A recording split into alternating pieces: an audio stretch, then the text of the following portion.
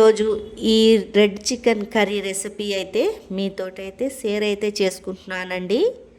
చాలా టేస్టీగా చాలా బాగుంటుందండి చపాతీ లెంబడి. దీని ప్రాసెస్ ఎలా చేశానో చూపిస్తానండి.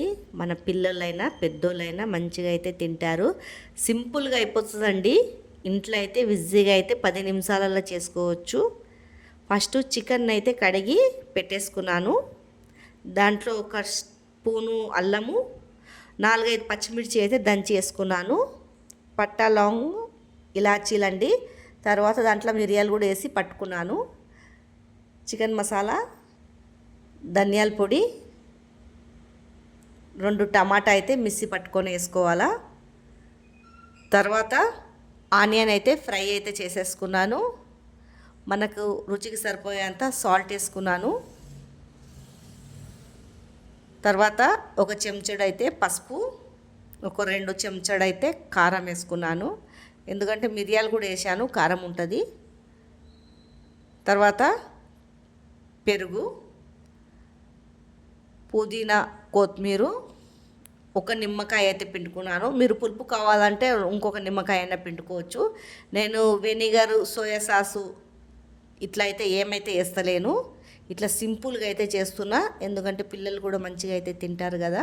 ఇలా చేసుకుంటే అది లేకుంటే ఇలా చేసుకోవచ్చండి. వెనిగర్ ఇట్లా వేసేది ఏం అవసరం లేదు. ఇదంతా మంచిగా కలుపుకోవాలా. ఇక్కడ వచ్చేసి అయితే ఫుడ్ కలర్ అయితే కొద్దిగా అయితే వేసుకున్నాను. ఇవంతా మంచిగా మ్యాష్ అయితే చేసుకోవాలా. ఇలా మ్యాష్ చేసుకున్నాక మొత్తము దాంట్లో మసాలాలంతా పట్టాలండి. మొత్తం కలిపేసుకోవాలా మంచిగా. తర్వాత ఒక గంట సేపు అయితే అంతా కలిపేశాక నానపెట్టుకోవాలండి. గంటన్నర అయితే నానపెట్టుకుంటే దాంట్లో అంతా మసాలాలంతా పడుతుంది. మనకు తొందరగా కావాలంటే అరగంట అయినా నానపెట్టుకొని చేసుకోవచ్చు. తర్వాత ఒక నూనె పోసుకొని ఒక గిన్నెలో ఇదైతే నానినాక ఫ్రై అయితే చేసుకోవాలండి. చూడండి మొత్తం మంచిగా ఇట్లా కలుపుకోవాలా. పైకి అయితే కొద్దిగా నూనె అయితే ఎక్కువ పోయాలండి. మంచిగా అవుతుంది కర్రీ, టేస్ట్ ఉంటుంది.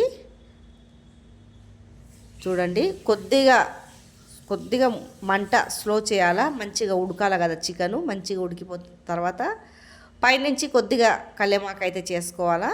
వేసేసుకున్నాక మూత పెట్టేయాలండి.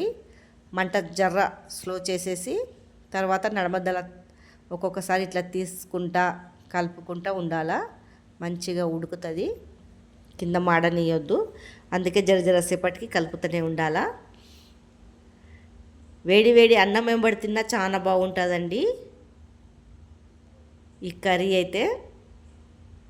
చూడండి ఇలా కలుపుతూనే ఉండాలండి. మళ్ళీ మూత పెట్టేయవచ్చు స్లో మంట మీద. ఎందుకంటే స్లో మంట మీద పెడితే కుక్కు మంచిగా అవుతుంది. కలుపుతూనే ఉండాలండి. ఇలా